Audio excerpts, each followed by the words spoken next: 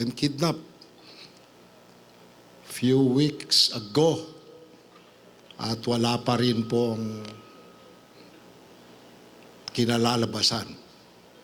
So please, a 1-minute silent prayer for them.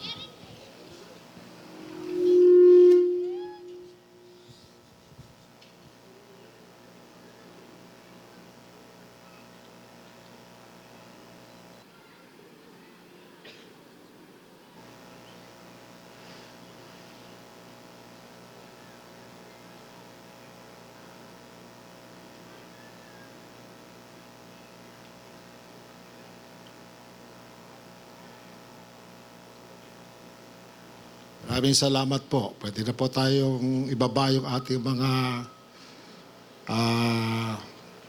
placards at pwede na po tayong umupo. O minsan po, ako po ay natatakot na mag-umpisa ng ganitong mga krusada, ganitong mga laban, dahil ako'y isang politiko. At kung minsan, kaming mga politiko ay ayaw ng pakinggan. O minsan, or most of the time, wala nang gustong makinig sa amin. Kaya nga po, ako'y nagagalak kayong gabing ito na nandito kayo lahat para makinig. Dito'y tayo amin. Wingkit pabalin, agkay kaysa. Amok nga malayo pa inyong, napakalayo pa yung iba ang inyong inagkapwanan nyo. Unang-una, nagpapasalamat ako sa ating mga board members na nandito, ang ating mga mayors na nandito, ang ating mga municipal officials and barangay officials, dahil alam ko may takot tayo lahat dahil parang nilalabanan natin ang sarili nating national government. At ako'y nagpapasalamat at nandito kayo ngayong gabing ito. Alam niyo po, this is not choosing between China and America. We're not choosing between the two of them. Hantay agpilpili, no China with no America. Awan day tayo ito'y nga aramidin tayo. Tay pagpilpilyan tayo, apo, ket no adda gyera uwen nohaan. Para kinyak, this is an avoidable war.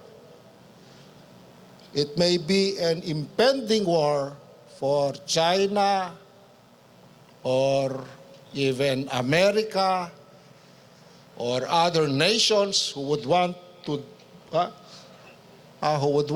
dip their fingers into this. But for us, it is an avoidable war. Pwede po nating iwasan itong giyerang ito. Depende lang sa ating gagawin. Para sa akin po kasi, ang Edca ay giyera dito sa Cagayan. Basta may Edca site tayo dito, sigurado giyera. Kung wala tayong Edca site sa Cagayan, sa tingin ko, walang giyera. Ano ho ba yung Edca site sa Cagayan? Ang Edca site po sa Cagayan, dito po iimbak. Ito'y da ikabil, dagay panggiyera ti Amerika. Kasi tayo, awan tayo panggiyera po. Dadaman panggiyera tayo, ito'y laing Pilipinas. Awan tayo panggiyera ti sa baling nga luglugar. Tanong kitain tayo, apo, We are one of the weakest armed forces in the world. That is what we are not capable of any war, waging the war in other nations. We are not capable of that. Awan dayjay apo kada tayo. Ngem, dayjay Amerika nga mangayusar ito'y kagayan, iso apo ti adda kapabilidad na. Ngem iusar na daytoy ayan tayo. Hang kaamo no apay ta iusar na daytoy.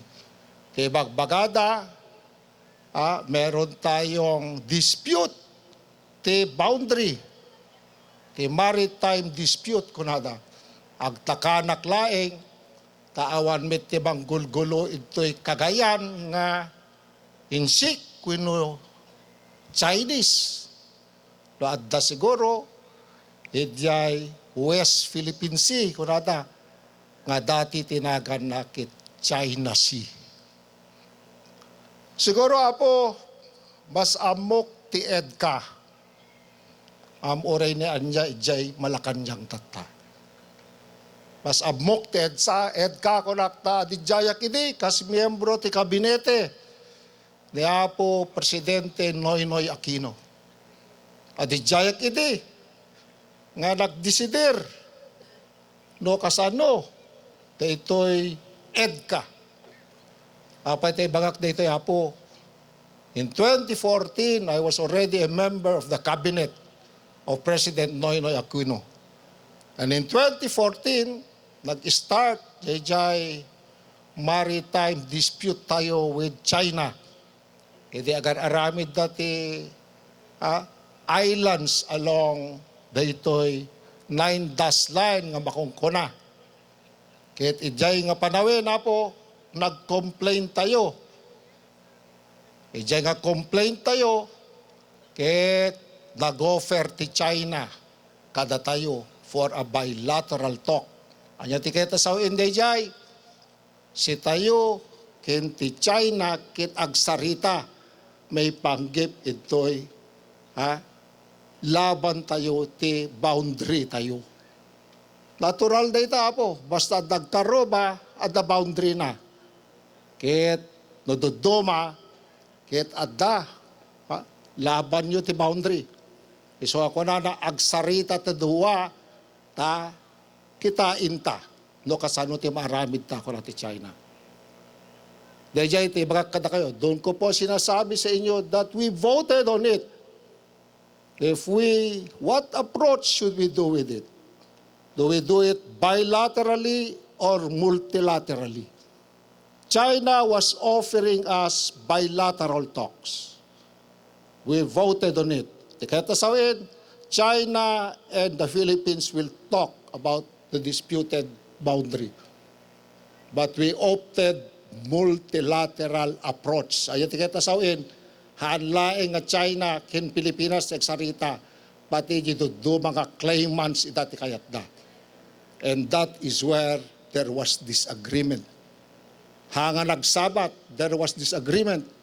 Anya tinangyari, jay apo, at dalaeng jay dakdakil kin basbasit. Iso jay bagada nga ito'y West Philippine Sea, wino China Sea, there was the bullying. Dayjay ti rason na, because there was no meeting of the minds. I should know this. I voted for a multilateral approach. I was there in 2014. But look at this. Kita nyo dito apo. Siyam nga tawin dayjayin, 2014 to 2023. Was there a death of a fisherman? Was there a death of a coast guard? Was there a death of a military?